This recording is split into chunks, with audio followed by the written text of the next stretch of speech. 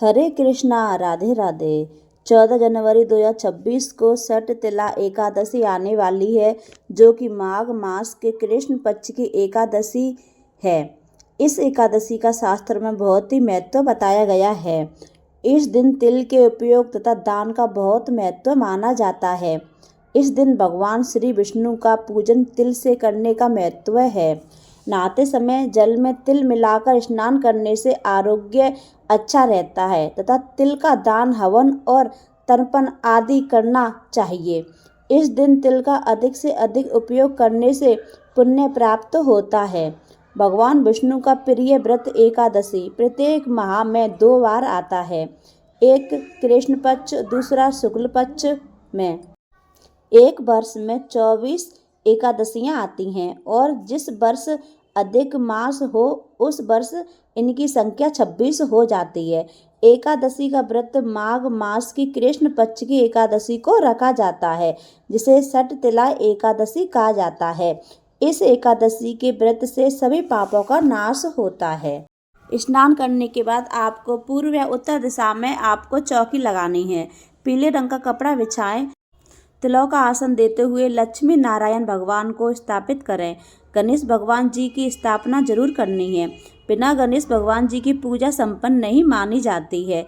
इसके बाद अगर आप लड्डू गोपाल जी की सेवा करते हैं तो उन्हें पूजा में विराजमान जरूर करें। सुबह मैंने ठाकुर जी को स्नान करा दिया है, तो मैं अब स्नान नहीं कराऊंगी।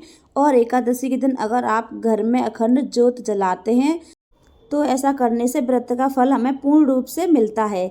देखिए, सभी गृहस्थ जीवन में है, सारा दिन भगवान के पास नहीं बैठ सकते हैं, लेकिन हमारी जगह अगर अखंड दीप मंदिर में जल रहा है तो हमारी पूजा पूर्ण मानी जाती है। और जब भी समय मिले तब आप वहाँ पर पाठ कर सकते हैं, मंत्र जाप कर सकते हैं, तो आपको वहाँ पर बार बार दिया जलाने की जरूरत नहीं पड़ती है। हो सके तो आप सुबह के टाइम पे ही यह दिया जला दें। मान लीजिए अगर आप जॉब करते हैं, घर में नहीं रहते हैं, तो फिर संध्या के समय आप एक अखंड दीप जला दें, जो कि पूरी रात्रि जलते रहना चाहिए। इस समय आपको तिल के तेल का दिया जलाना है, क्योंकि घी का दीपक अगर आप जलाएंगे तो घी जमने लगा है, ठंड बहुत ज़्यादा बढ़ गई है। और माघ मास भी चल रहा है, षठ तिला एकादशी है, जिसमें तिल या तिल के तेल का विशेष महत्व होता है। तो सबसे पहले धूप दीप दिखाना है और दीपक का पूजन भी करेंगे हम। चावलों का प्रयोग नहीं किया जाएगा पूजा में, इस बात का आपको विशेष ध्यान रखें। और हाँ, इस बार षठ तिला एकादशी के दिन बहुत जगह मकर संक्रांति भी मनाई जा रही है। तो वैसे तो 14 तारीख को 3 बजे के बाद सूर्य मकर राशि में प्रवेश करेंगे, तो सुबह आप जो स्नान करेंगे वो मकर संक्रांति का माना नहीं जाएगा, ना ही दान माना जाएगा। 3 बजे के बाद ही आपको दान करना है, तभी वो मकर संक्रांति का दान कहलाएगा। लेकिन अगर आप 15 तारीख को मकर संक्रांति का दान करते हैं तो यह सबसे उत्तम रहेगा। आप 15 तारीख को खिचड़ी भी बना सकते हैं, दान भी कर सकते हैं, भोग भी लगा सकते हैं, क्योंकि द्वादशी का दिन है। द्वादशी को चावलों का दान करना, खाना, भोग लगाना, ये सब सर्वश्रेष्ठ माना जाता है।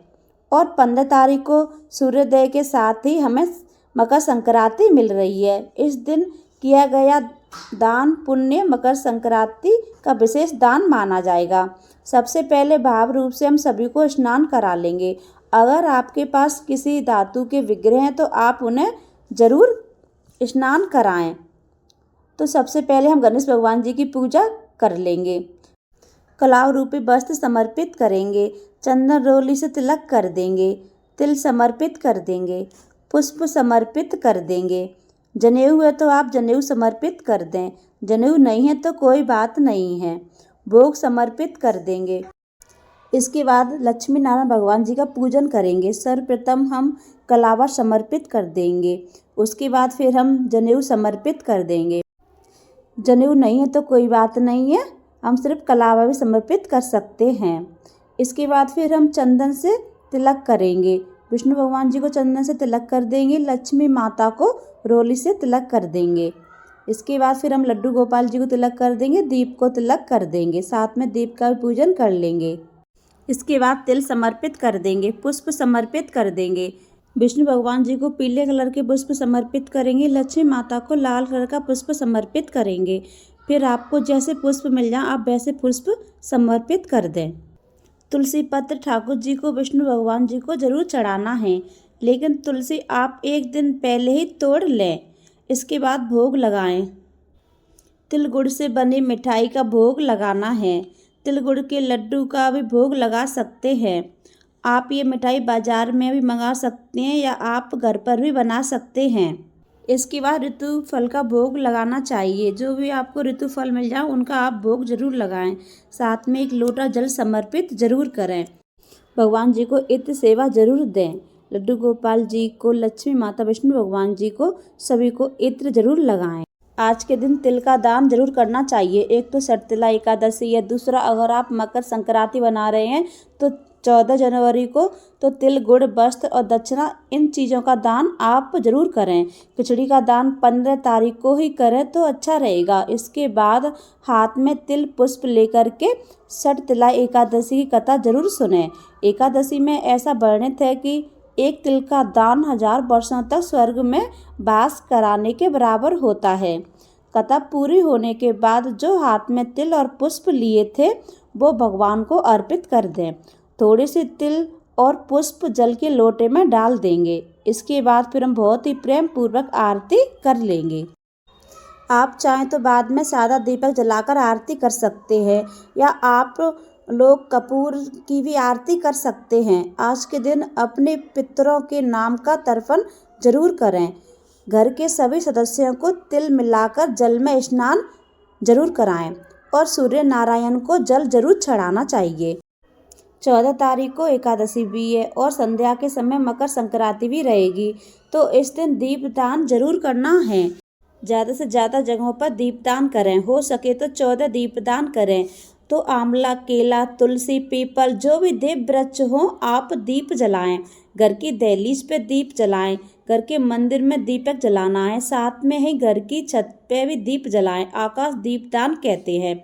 घर के पास मंदिर में एक दीप जरूर जलाएं और घर की दहलीज के दोनों तरफ दीप जलाएं। इससे हमारे घर में सुख समृद्धि आती है। रुके हुए कार्य बनने शुरू हो जाते हैं। घर से नेगेटिव ऊर्जा दूर होती है। आरती करने के बाद हाथ जोड़कर पूजा में रही कमियों के लिए क्षमा याचना करेंगे। तो दोस्तों 14 जनवरी को हमें षटतिला एकादशी का व्रत करना है और 15 तारीख को हम सुबह व्रत का पारण करेंगे।